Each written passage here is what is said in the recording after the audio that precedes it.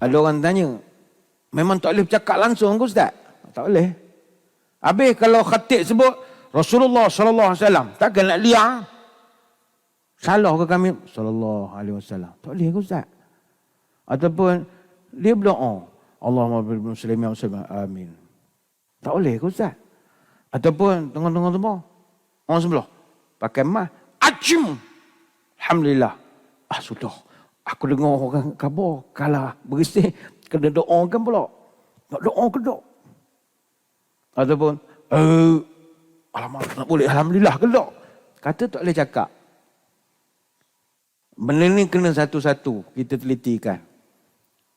Kalau selawat misalnya, orang khatib tersebut, sesungguhnya Rasulullah sallallahu alaihi wasallam, kita pun sallallahu alaihi wasallam. Baik, para ulama khilaf kepada 3 pendapat. Yang ini kita boleh rujuk dalam Al-Majmu' Syarah Al-Muhadzab. Pertama, ada ulama mengatakan makruh. Jadi kalau ada ustaz-ustaz yang garang kata benda ni tak boleh, ada sebabnya. Bahkan sebaiknya ada yang mengatakan makruh ni tidak perlu kita berselawat. Dan ini adalah pandangan ikhtiar daripada Imam Ibn al-Munzir. Begitu juga pendapat Imam Abu Hanifah dan juga Sufyan Ats-Tsauri. Jadi ada premisnya, ada hujahnya lah. Ada pula ulama yang mengatakan harus sekiranya kita mengungkapkan selawat itu dengan perlahan. Maknanya jangan buat macam majlis maulid pula. Rasulullah sallallahu alaihi wasallam. Oh, semangatnya. Jangan begitu. Ini majlis khutbah. Dia sallallahu alaihi wasallam. Boleh. Mazhab Hambali dan mazhab Maliki mengatakan sunat dia berselawat secara perlahan dengan tidak mengangkat suaranya. Qadi Abu Taib daripada Syafi'iyah, ini mazhab Syafi'i, juga mengatakan hukum makruh angkat suara kerana menyebabkan putusnya istima'. Kita menyebabkan jadi tak dengar dah apa khutbah yang disampaikan oleh khatib.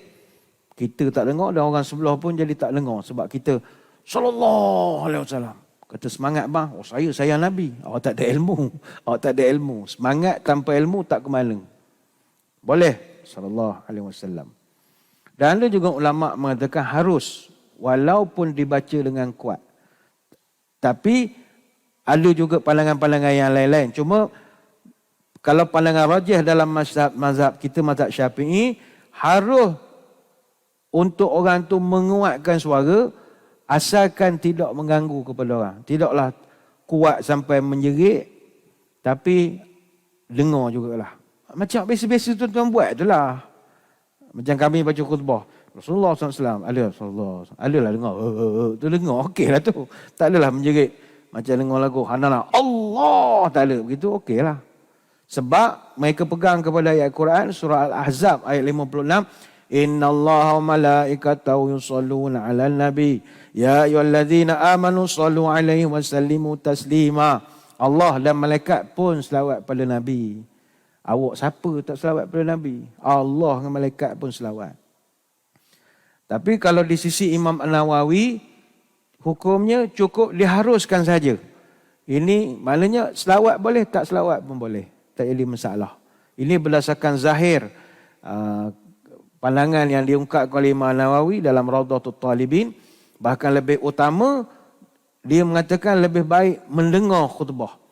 Jadi daripada kepelbagaian pendapat ini, macam mana nak buat kesimpulan? Kita buat simpulan begini. Kita cenderung kepada pendapat bahawa berselawat, mengangkat suara ketika selawat, semasa khatib sedang berkhutbah dan dia menyebut nama Nabi adalah diharuskan. Jadi tak payah kelai-kelai. Harus, sebutlah. Tak ada masalah. Namun begitu, hendaklah dielakkan membaca dengan terlalu kuat sehingga boleh mengganggu orang lain, kerana dalam mengangkat suara ulama sepakat tak membenarkan. Tapi sebab ni selawat Nabi pula, jadi macam ada pengecualian sedikitlah. Dalil tadi innallaha malaikatahu yusalluna 'alan nabi. Cuma jangan lebih sangat. Timbul ke persoalan, Ustaz, kalau tak boleh bercakap langsung, aminkan doa pun tak boleh lah ya? Amin. Amin. Baik. Kalau orang tanya aminkan doa ni boleh ke tidak? Syekh Abdullah bin Abdul Salam bin Salah Al-Bassam, dia ada menyebutkan dalam kitabnya Taisir Al-A'lam Syarah Umdatul Ahkam, mengaminkan doa khatib itu dibenarkan. Tak ada jadi masalah. Apa sebab? Kita melihat begini. Dibolehkan mengaminkan ketika imam berdoa semasa khutbah kerana termasuk dalam umum ada arahan perintah untuk mengaminkan doa. Ada arahan umum. Antara hujahnya, Syekh Abu Bakar Zaid mengatakan dalam kitab Tasihul Doa, mengaminkan doa adalah khususiat umat Rasulullah sallallahu alaihi wasallam.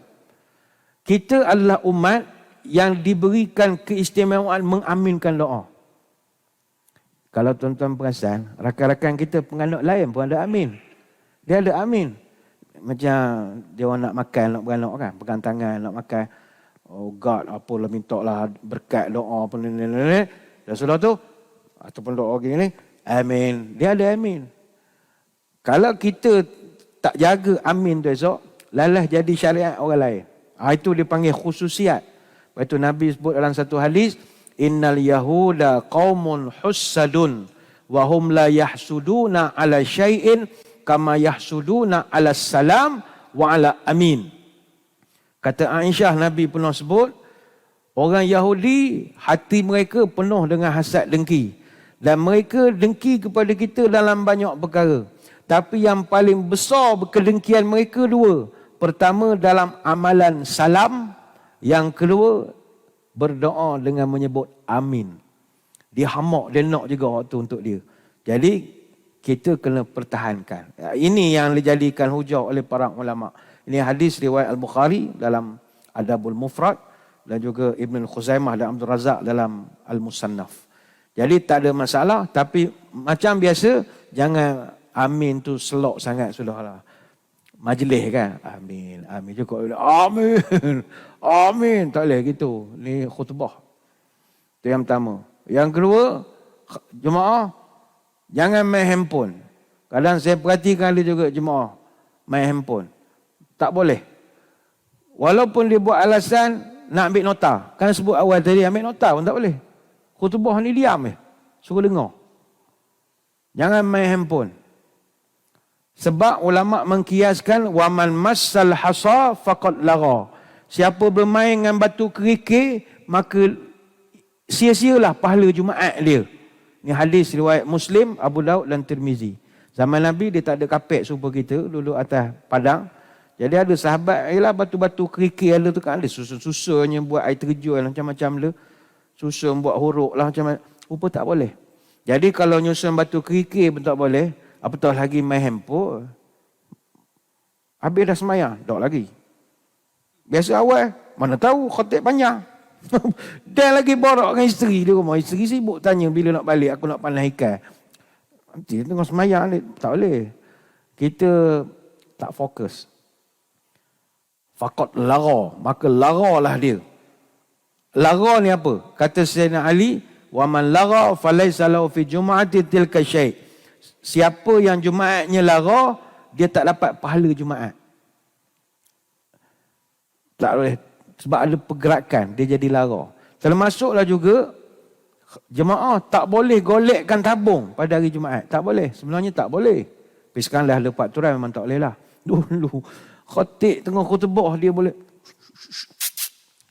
dia lancor, beruk ke sini. Niat bagus nak menolong masjid, tapi majlis tak sesuai. Ni khutbah. Ataupun ada pegawai keselamatan, pengawal atau rela membetulkan jemaah masa khutbah. Depan sikit. Ni tengah khutbah ni. Depan sikit. Mana boleh. Majlis dah bermula. Kita masuk Balerun Seri pun ada undang-undang. Ada cara. Duduk, tak boleh keluar. Benda tu, nak buang yang kecil, tak boleh. Dia ada undang-undang dia. Jadi hari Jumaat, hari kebesaran kita orang Islam, dia ada undang-undang dia. Tak boleh juga ketika khutbah tu bersalam. Tak boleh. Awak lambat-lambat lah. Janganlah masuk salam semua orang.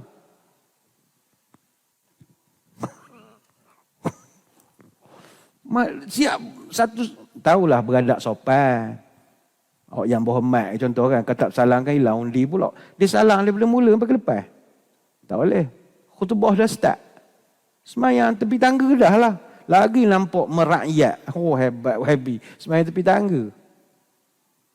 Tak boleh juga bersiwak. Mentang-mentang belajar kuliah duha, semangat, suri. Ini imam khutbah.